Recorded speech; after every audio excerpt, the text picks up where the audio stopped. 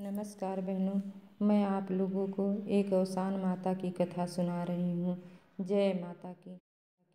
एक राजा थे, उनके 7 रानियाँ थीं। सातों रानी के कोई बच्चे नहीं थे।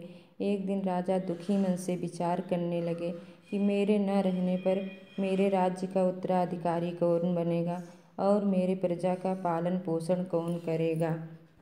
इतने में एक बूढ़ी माता जी आईं और राजा से पूछीं, हे राजा, आप कुछ चिंतित दिखाई दे रहे। राजा बोले, हे माँ, अगर आपको किसी वस्तु की आवश्यकता है तो मुझसे लीजिए और अपने घर जाइए। मेरे चिंता का कारण जानकर आप क्या करेंगी।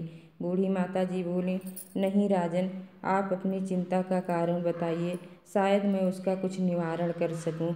राजा बोले, हे माँ, मैंने 7 विवाह किया, लेकिन मेरे सातों रानी के कोई बच्चे नहीं हैं। मेरे न रहने पर मेरा राज्यपाट कौन संभालेगा। बूढ़ी माता जी बोली, हे राजा, मैं आपको एक उपाय बता रही हूँ, क्या आप करेंगे। राजा बोले, क्यों नहीं करूँगा। तब बूढ़ी माता ने कहा, आप 7 तरह के फल का वृक्ष अपने तालाब पर अपने हाथ से लगाइए और जब उन वृक्ष में फल आ जाए तो अपनी सातों रानी को खिला दीजिएगा। राजा ने वैसा ही किया। तालाब के किनारे 7 तरह के फल का वृक्ष लगाया और जब उसमें फल आ गए तो एक एक फल तोड़ के ले जाके सातों रानी को खिलाया। कुछ दिन बाद राजा को पता चला कि उनकी सातों रानियां गर्भ से हैं। 9 महीने बाद सातों रानियों के एक एक पुत्र हुए। अब तो पूरे नगर में खुशी छा गई। एक दिन उनकी बड़ी रानी बोली, हे राजा, किसकी कृपा से हमारे घर 7 पुत्र पैदा हुए। राजा बोले, ये सब तो उन बूढ़ी माता जी की कृपा से हुआ। रानी बोली, तो हे राजा, उन माता जी को बुलाइए, हम उनकी कुछ सेवा करना चाहते हैं और उन्हें उपहार देना चाहते हैं। राजा बोले कि हे रानी, उन बूढ़ी माता का पता ठिकाना मुझे मालूम नहीं है।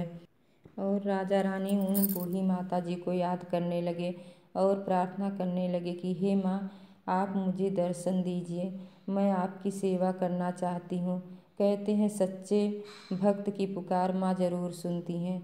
और वो राजा के घर आईं और बोली, क्या बात है राजन।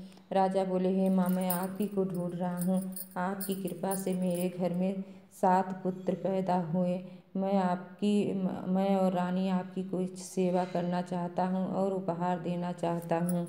माता जी बोली, हे रानी, अगर तुम मुझे कुछ देना चाहती हो तो बृहस्पतिवार के दिन पूरे नगर में ढिढोरा पिटवा दो और जितनी सुहागन औरतें हैं उन्हें बुलवा कर दुरदुरिया चबवाओ, जिसमें गुड़, चना और लाई का प्रसाद रहेगा, और मुझे कुछ नहीं चाहिए।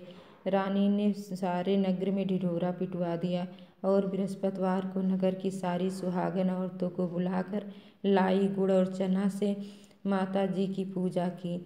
हे माता जी, जैसे आप राजा और रानी के कष्ट दूर किए, वैसे हम सबका दुख दूर करिए। जय अवसान माता की।